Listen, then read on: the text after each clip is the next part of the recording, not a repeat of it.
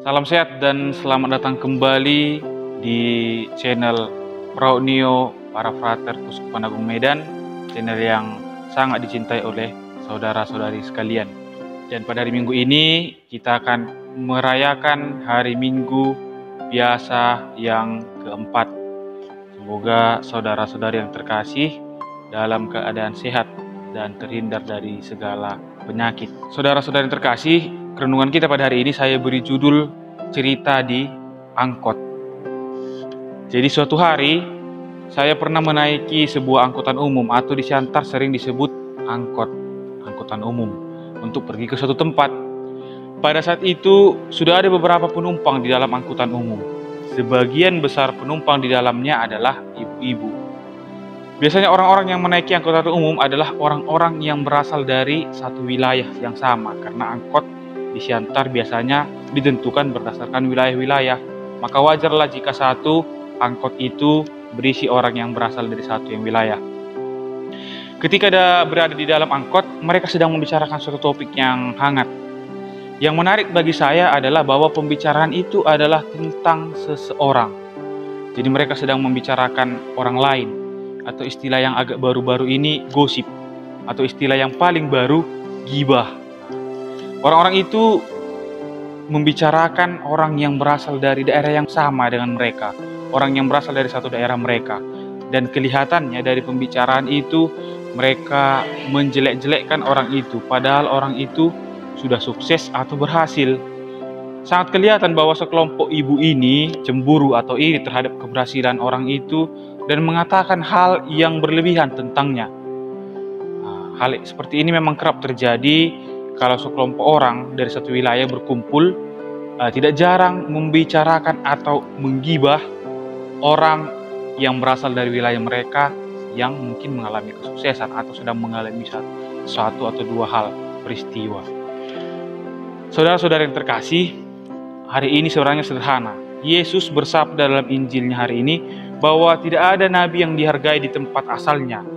Sebagaimana dialami oleh Yesus sendiri, orang-orang sekampung halamannya juga mencibiri dia ketika dia mengajar dengan hebat atau membuat karya-karya besar. Mereka merasa tahu banyak tentang siapa Yesus dan keluarganya.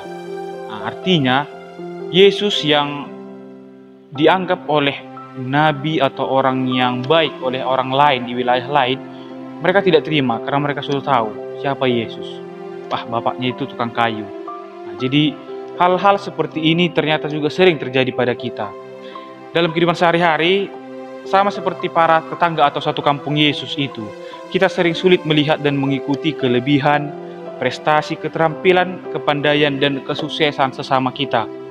Seperti kisah pengalaman saya di angkot tadi, kita sering membuat cap atau stempel pada sesama kita dalam cara kita memandang sesama, khususnya orang yang sudah kita kenal atau memiliki latar belakang yang sama dengan kita. Misalnya sama-sama dari wilayah tertentu, sama-sama dari kampung tertentu.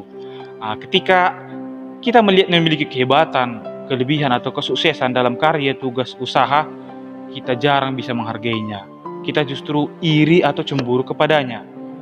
Kita sering tidak mampu menghargai, memuji atau memberi apresiasi kepada saudara itu. Terkadang rasa iri menjadikan kita sulit mengapresiasi sesama kita. Kita sulit memuji keberhasilan, bahkan lebih sering mengecam atau mengatakan yang tidak benar. Begininya dulu dia di sini, di kampung ini.